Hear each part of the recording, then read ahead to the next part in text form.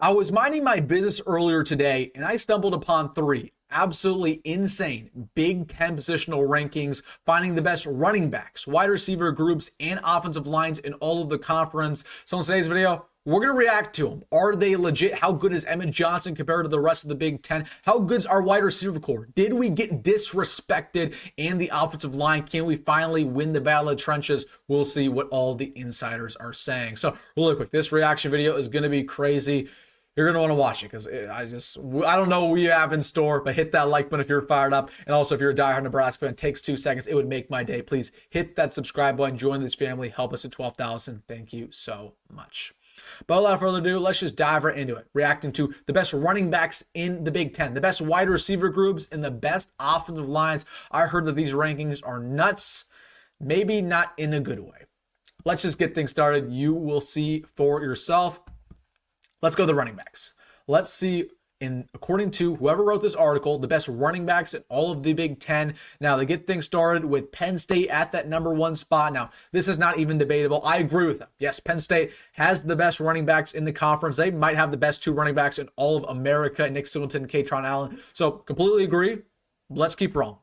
I'd expect Nebraska to potentially be around that maybe 8 and 9 spot with Emmett Johnson.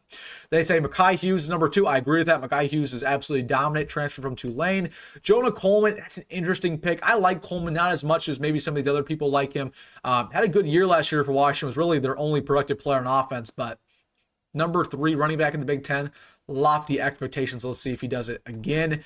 Wayman Jordan, don't love that. That's really, really bad. You can't, putting a JUCO running back at #4 in the Big Ten. You're telling me that this guy's better than Emmett Johnson? He could very well be solid, but he was a JUCO running back in a USC offense that doesn't utilize the running game. Whatever, let's just keep rolling. You got Darius Taylor. I agree. Darius Taylor's a stud. Very, very, very good player. If they had a better offense last year, he'd be way over 1,000 yards. So Darius Taylor, I agree he's better than Emmett. So now we're kind of getting in that range where I could see Emmett Johnson up in about that 6, 7, 8 range. Ooh, don't love this. Sacramento State transfer. Again, had a good year, but he didn't even have 1,000 yards last year for an FCS squad.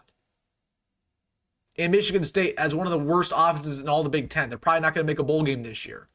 So putting him at #6, are we really there? There's a lot of players I put ahead of him. I put Cam Porter ahead of him at Northwestern. It is what it is. Justice Haynes, I was waiting for this one. He should have been a lot higher. I really like Justin Haynes. Again, he was a former big-time recruit. I would put him probably above the USC guy and the Michigan State guy for sure. But Justin Haynes, really, really good player. Okay, where's Emmett, though? Is Emmett over here? James Peoples, okay, he's solid. James Peoples is solid. He was solid last year. It was a nice little duo last year with Travion and Quinten. I think he's going to take a big jump forward. Okay. Okay, now we're getting a little bit absurd here. Really? A Florida Atlantic transfer? I got to study up on this guy. I've never heard of him in my life. Holy crap. Okay. Aiden Lottery? No. Aiden, what are we doing here? Aiden Lottery? This guy's not better. No. He is not better than Emmett Johnson. What are we doing? Illinois lost their top 2 running backs from last year. This is their 3rd string last year. He's not better than Emmett. And then what do we got? Kamari Moulton, he's not better than Emmett. I know that. I've still watched that boy play. Cam Porter, okay, I like Cam Porter. And they put Emmett Johnson as the 13th best running back in the Big Ten. Listen, we'll just see. We'll see. We'll come back to this list. 13's crazy, though. And then Devin Mockbee at 14. I like Devin Mockbee's game a lot. He's terrorized Nebraska over the past couple years. He should probably be higher, too. So, looking at this ranking, they just think that a lot of these transfers are going to show up in a big way. This FAU transfer, this Sacramento State transfer. James Peoples, honestly, I think should be a lot higher. I like James Peoples a lot. Aiden, I think it's Lafferty, actually. Lafferty, this guy's garbage. Come on. I watched that guy play all of last year. He's a fine running back in that offense, but he's going to get exposed at running back 1 last year, this year, without having that big bruising guy who transferred to Georgia. I can't remember his name, man. He was really, really good. Somebody comment that down below. No. Come on. Emmett should be a lot better than Aiden Lafferty. That's for sure. So that is the running backs. Now let's get to the wide receivers. I'm expecting top 5 at the very minimum. So we start off with Ohio State. They think Ohio State has the best receiver core in the Big Ten. That's fine. That's fine. Jeremiah Smith alone gives them that title. So that's cool. Probably Penn State is probably #2 here. Is that the case? Yep. That's fine. Probably Oregon #3 here.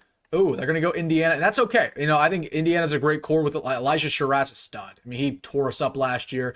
Omar Cooper's really, really solid. Couple guys who are transfers there. So I'm cool. I'm cool with that. Oregon's probably next, right? Oh, wow. Where is Oregon? I don't know. But Rutgers, what? Rutgers at 4? Over Nebraska? Who brought in Dane, Jacory. They have Jacory, Barney coming back, Nyziah Hunter. The only guy, I know DT Sheffield, he's a stud. But the other returning players, we played Rutgers last year. They weren't torching us in the passing department. They put up, what, 10 points? Rutgers? Okay. USC at number 5. Okay, that's fine. Again, they're very talented. They got a couple 5 stars. Mekhi Lemon's a stud. He had a good game against us last year, so that's fine. Where's Nebraska? Then they put Oregon. Okay. That's a lot lower than I thought. I mean, Oregon's very talented. They got a great true freshman coming in there at that 5-star spot. Evan Stewart. I guess it's fine because Evan Stewart just got injured. Evan Stewart's probably going to be out for the entire season, so that probably makes sense. But, I mean, they're as talented as any other room in the Big Ten besides Ohio State. So, Oregon's going to be good. Really, this is where Nebraska needs to be. They need to be. What are we? Michigan State, Rutgers ahead of us? Michigan State won, 5 games last year? They might have only won 4. They did not make a bowl game. Really? And you're telling me that Omari Kelly from Middle Tennessee State's better than Dane Key. You're telling me that this McCray guy from Kent State, one of the worst teams in all of college football, is better than Nyziah Hunter. Really? Okay. Yeah, okay. A lot more disrespect in here. And there's Nebraska. Okay. Wow. There's nothing I can even say. What was going on here? Dane Key was one of the best players in all of SEC football. Nyziah Hunter broke out for college years, one of the better in all of ACC. Jacory Barney broke a lot of records as a true freshman. I don't get it. I don't get why you're putting schools like Michigan State ahead of us who brought in guys from Middle Tennessee State and Kent State. And although they're productive, were they as productive as Dane Key? No. Were they productive? You know, look at with Javon Tracy. Really? Was he as productive at Miami of Ohio playing against MAC opponents? And then we got Logan Loya, who's terrible, who we played last year for UCLA. I don't get it. We'll see. And then last but not least, the offensive line. Let's go to this department. They see that they have a couple tiers here. So the tiers are the elite tiers. You got Iowa, Penn State, Oregon. I'd switch it up. I don't think Iowa is the best offensive line in the Big Ten. This is not the 2010s anymore. Iowa's offensive line has really stunk the last couple of seasons. Now, they're going to definitely be a lot more improved to what they have been. They're returning a lot of good players, but best in the Big Ten? That's crazy. I think Penn State has the best. I think it'd go probably Penn State, Oregon. I'd give Ohio State the nod at 3. They have a lot of returning production still. And I'd go probably Iowa at 4. That'd be my ranking in that department. Then they go Wisconsin. Oh, that's awful. Wisconsin at 4? Do they know how bad Wisconsin was last year? Do they know how bad their offensive line was last year? Who wrote all of these rankings? I need to make my own. These are awful. Ohio State, Michigan, that's fine. And they put Nebraska at 7. Okay. Now, they put us ahead of Illinois. It's a little questionable.